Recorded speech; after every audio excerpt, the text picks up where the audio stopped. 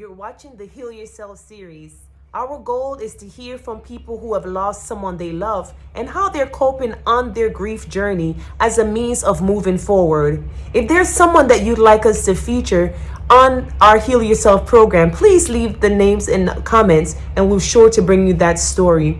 You'll hear many stories, feel many of their pains, see a lot of their tears. I hope this helps us as we too move on our journey to heal ourselves. September is National Suicide Prevention Awareness Month.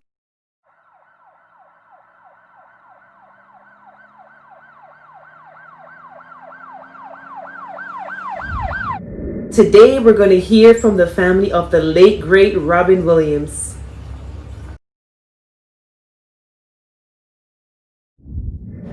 It's 0600. What's the O stand for? Oh my God, it's early. With his quicksilver wit. My first day as a woman, I'm getting hot flashes. And a quiet gravitas.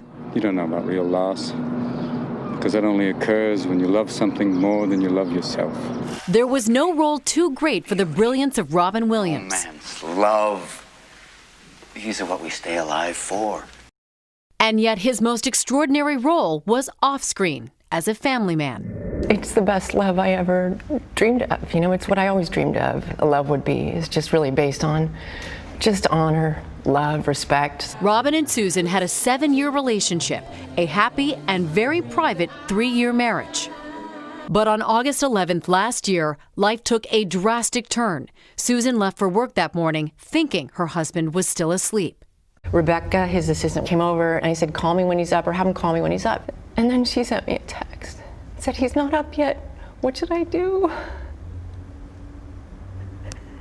And I said, wake him. And then she called me back. What did she say? I can't even, I'm sorry. That 20-minute car ride, I just screamed the whole way.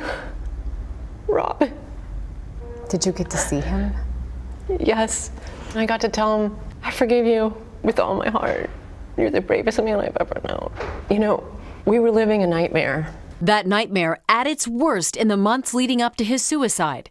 The 63-year-old was secretly battling depression, anxiety, and paranoia, which drove him to take his own life, hanging himself with a belt. When did you first notice that something wasn't quite right? In November of 2013, he had a little gut pain. Next month, it was another symptom. It was like this endless parade of symptoms, and not all of them would raise their head at once. It was like playing whack-a-mole. Which symptom is it this month? I thought, is my husband a hypochondriac? We're chasing it and there's no answers, and by now we tried everything. Some answers finally came in May that year when Robin was diagnosed with early stages of Parkinson's disease. Did he ever do anything where you were afraid for his physical safety? Yes. Yeah, July 24th. I was in the shower and all of a sudden I saw him lingering at his sink for a while. Something didn't seem right. And I opened up the door and there was blood. This towel was so soaked with blood and he was just downing his head. I just screamed, Robin, what happened? What did you do? My best friend was sinking, you know? He pointed to the door and I said, did you hit your head? And he nodded. His only response was, I miscalculated. Did it ever cross your mind that he could be suicidal? No. It was what was going on inside of his brain, the chemical warfare that no one knew about. His autopsy later revealing he was suffering from a debilitating brain disorder, Lewy body dementia. Lewy body dementia is a complex disorder with many different presentations. You can see very dramatic effects in thinking, emotions, and behavior. Most people think your husband killed himself because he was depressed. No. Lewy body dementia killed Robin. It's what took his life. And that's what I've spent the last year trying to get to the bottom of. What took my husband's life? Was he losing his mind? Yes, absolutely. And he was aware of it. He was keeping it together as best as he could, but the last month he could not. It was like the dam broke. And in that last week, doctors were planning to check him into a facility for neurocognitive testing. Was this Robin's way of taking control back? My opinion? Oh yeah. I think he was just saying no. And I don't blame him one bit. Your last conversation with Robin, what was said? So I was getting in bed, and he came in the room a couple of times, once to his closet, and he said, "Good night, my love." And I said, "Good night, my love." And then he came back again. He came out with his iPad, and he looked like he had something to do.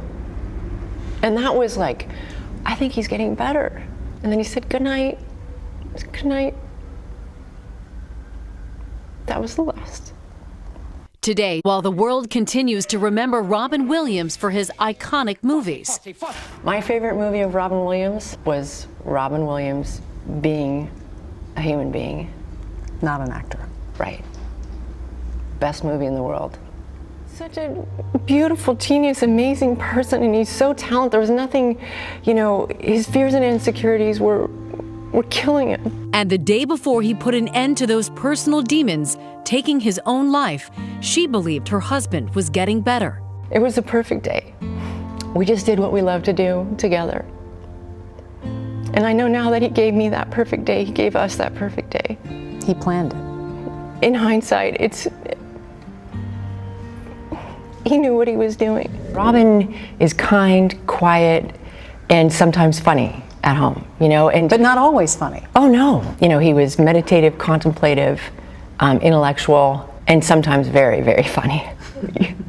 But in the months before his death, she began to see that Robin slowly fade away.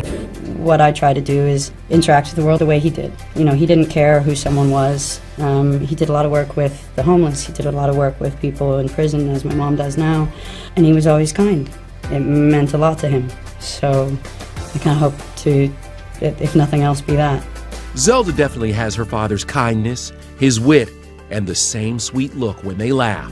It's been nearly a year and a half since Robin passed away, and Zelda told us she still has a hard time watching Robin's movies. I think once I reach a place where I'm more comfortable, I'll happily watch them all again. Right now I think that would be a bit self-destructive, in a sense. It's been nice to kind of work on myself and my family and the people who are here. We're doing okay. We're working hard to kind of build our strength and acclimating to the new normal. A large part of what we're doing through this grieving process is giving and spending time focusing on the others. Robin Williams' son speaks out for the first time since his father's death. The outpouring was remarkable. Shared their really loving words and supportive words, art, all sorts of amazing tributes to my father. Every inch of that home has our laughter, our playfulness, our joy, our tears. She's now taking life one moment at a time. They say time heals all wounds. Has time eased your pain at all? It's not that those wounds ever go away. It's not that the pain goes away. It's that you get stronger. But it's always there. It's always there. Thank you guys so much for watching. I want to know what you think of today's video. Were you enlightened? Were you encouraged, inspired, motivated? What was your favorite message from Robin Williams' family? Leave it in the comments below. Also, if there is a person you'd like us to feature, leave their names in the comments. And thank you, Laura, for today's feature. Until next time, remember, you have the power to heal yourself. See you in the next video.